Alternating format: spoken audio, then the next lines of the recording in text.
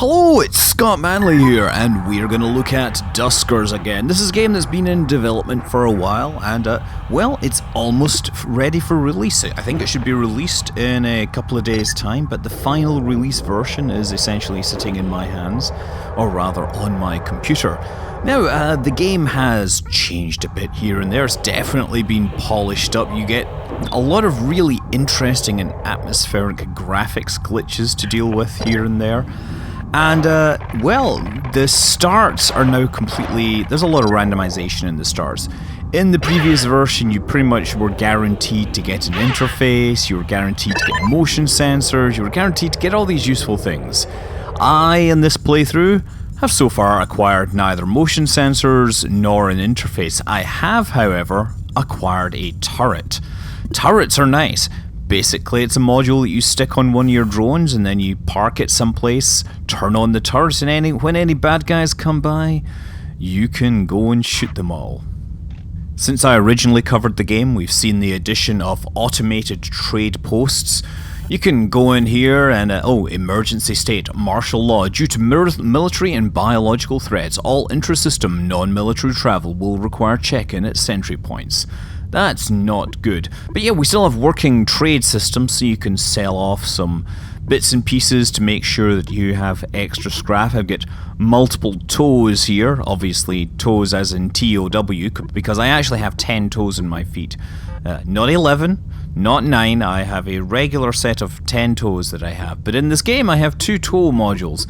I also have a pair of sensor modules, which sensors are different from motion sensors. Sensors you drop in a room and, well, it'll tell you when there's an alien or other hostile creature in there. So anyway, we're here to play games, we're here to explore ships. This is a Muteki Class C Derelict. Just received a letter from the QRA, we didn't get approval. Your evolutionary algorithm design intrinsically violates constraint mechanisms defined in Sec 141. It's BS, there's no way there's a violation. I'm gonna set about appeal for this afternoon. We saw this with Deep Vessel AI system proposal and we won that. Jill is now linking this with Theory Index Singularity. AI intelligence suggests needs for further inquiry. So this is actually part of the backstory to the game. You are here in a dead universe, essentially trying to figure out what happened to everything that doesn't want to kill you. And you have at your disposal drones. I'm guessing the drones are perhaps the only way, things that can go through the portal, the time travel. I'm not really clear because that story gets unfolded over time. So I've moved Luke up to the door, set Luke with the gun, enabled the gun there, and then Aaron can enable stealth and slip in here, taking a look for stuff. So he has a stealth module that should make him slightly harder for any hostile creature to see. D9 is open, we'll need to secure that ASAP. We have a bunch of stuff to gather and a generator here. So let's secure the area. Let's move drone 2. Oh, wait a second. Navigate. So, one of the cool things about Duskers is a lot of the controls can be accomplished entirely through command line operations. You're not necessarily having to micromanage your drones and drive them about individually. You can sit in a god's eye view and move them around all the time. I like to kind of obviously place the turrets manually because that makes a lot more sense. So we've moved in Colin, we've told him to activate his generator, and now we have power. We've secured this area. If there's anything in room 3, it will have to come past Luke, and Luke will use the Force to kill it or something. I don't know. It's got a turret. We presume that it's going to kill it, but maybe it's going to deactivate it. Perhaps these menaces are in fact artificially intelligent creations with, extreme powers. So, I'm asking about rerouting power here, but it looks like I don't actually need to reroute power because everything in this entire Derelict is powered off this one single power supply. So I guess what I really should do is try to funnel any hostile creatures through room 3 right past Luke. So what I'll do is pretty much move everyone back into this. Colin Now I realised I moved Colin in there, but I have a generator, not a generator, I have a remote power plant, which lets me beam power into the heart of the ship. So I type in remote R2, that's what I need to do, I did not type it correctly, remote R2, and now everything there is powered. I can close A1 and open up all those doors by typing in their names, D11, and then I can open up like D7 and D8, maybe even D6. Basically force any aliens to wander around and essentially into the line of sight of Luke, who's going to sit there patiently, waiting, just waiting for you to justify his firepower. Okay, nothing on the radar. Nothing getting killed, although I will point out that the feedback you get from something being killed is a very quiet beep. Because of course you're not there, you're operating these drones remotely. Okay, Aaron, you can actually head in there and perhaps find something. Oh, you seem to be having some issues with our drone uplink here. Okay, now I'm going to take direct control of Luke and move him into the area. I say him, it's a drone, could be a girl. Luke, so as soon as he moves, the turret deactivates. Okay, so we've got some stuff here. Oh, wait, there's a hostile. Oh, quick, turret, type turret. And we got it, Oh, and there's another one. There's another one. That's great. Oh, wow, we killed two of them. Why did they not bother coming until I actually stepped in there? They may be smarter than I expected. Maybe their wanderings aren't so random. Maybe they know what a turret looks like. Okay, so I'm setting that turret up. Aaron, now you can go in. Aaron has the gatherer module, and the gatherer module lets him grab things. So we're gonna grab the fuel that we can from this derelict, because we are kind of moving around this empty universe trying to find something, some solace that will keep us, some fuel, some supplies, and of course information that will let us know what's really going on, why this happened, and perhaps how we can prevent it happening to ourselves.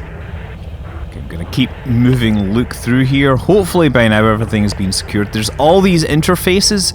Interfaces are things that you can obviously log into and connect to, and you can use it to control turrets and activate motion scans on rooms.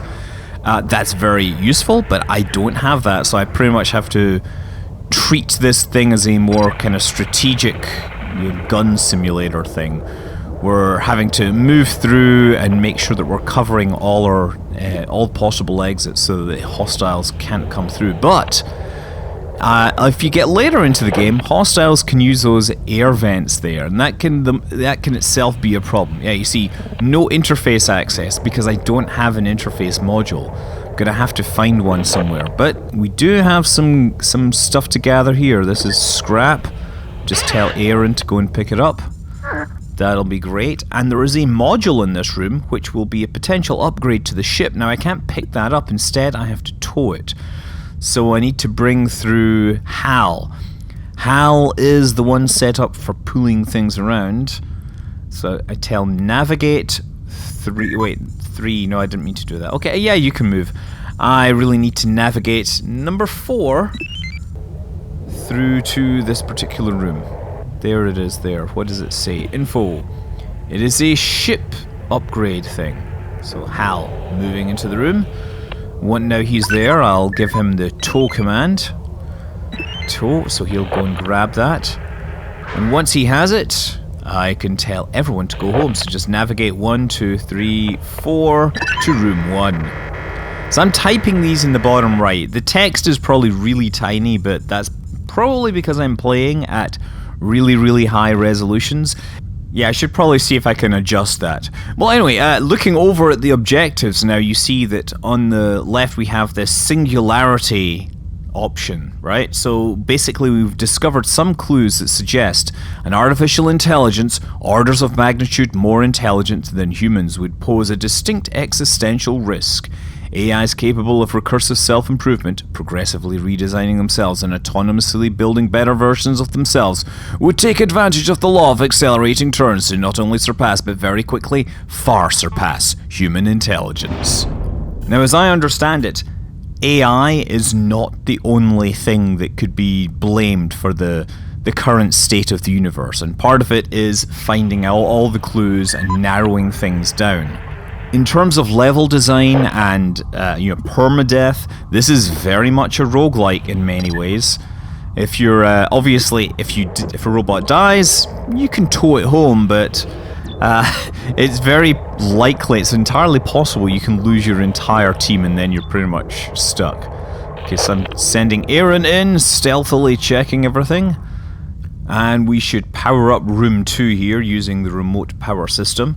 That way we'll be able to start closing doors down. Looks like most of the ship is currently available. Aaron, start gathering all the scrap.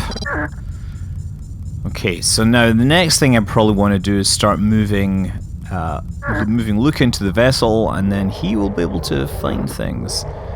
Aaron's going to move ahead and check. Okay, we have fuel there. We have some closed doors, so that means there's nothing going to come through here. We have a terminal once again, which we cannot access. Okay, so you grab all your fuel. Now I think time to move some people forward. Sorry, not people. Time to move some of my drones forward. Luke, use the Force, Luke. So we'll just basically park him in front of a door that we can open. Door 13. Enable the turret mode and open door 13. And then wait to see what we catch here. Seems like nothing so far. Let's just carefully move in, listening for the sounds of gunfire. You would think that anything hostile would have put in an appearance by now, right? Or maybe they're just waiting around the corner to... Oh, what's that? Oh, that is another automated gun turret. Now, the automated gun turrets aren't really helping me because I don't have any interface capabilities. So if you have the interface, you can take control of those gun turrets, and that's another way to kill aliens. So I'm gonna navigate Hal into this room because Hal is the one that has the ability to tow things. Luke 3 is going to get parked in front of this door with the turret enabled, and as soon as we're ready we're going to open D10 to make sure that he can shoot anything while Hal is now... Oh, what's going on? Drone 3 is taking damage. Oh man, he took like 90 points of damage. He's still alive, and it looks like he killed the target. So the turret is not a guarantee of success in the face of alien hostilities. Aaron, you grab everything here, and that does actually put us in a bit of a quandary. He can't take another hit like that. If he does, he will pretty much die, and I really don't want to lose this turret.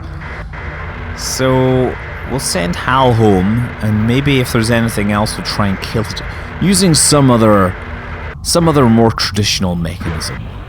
And since we can't control turrets, I suspect the other mechanism will involve ditching it out into the cold vacuum of space. Okay, so what I should probably do is navigate... I need my sensor here, so navigate 4, which is Hal, back into room 4. So room 4 has an airlock attached to it, which is currently powered up. There we go, got it. So he can go in there, he can drop a sensor. Come on, in you go, Hal. Once he's in there, he can drop a sensor which will trigger when a hostile is near. I'm going to move Luke near to this. Turret gun ready. D10 is closed, or sorry, opened. Just to see. Nope, nothing in there. It was basically an alien hiding in a broom closet. That's fantastic. Coming from a species of cupboard hiders. Okay. So now, no.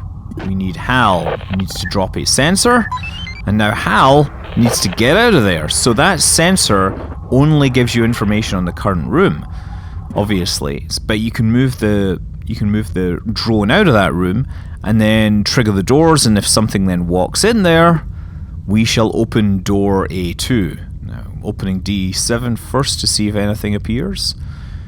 If you don't have a turret, this is probably the way you're going to be killing a lot of things. You're either going to be controlling the turrets from the from the consoles, or you're going to be popping open airlocks and evacuating things into space.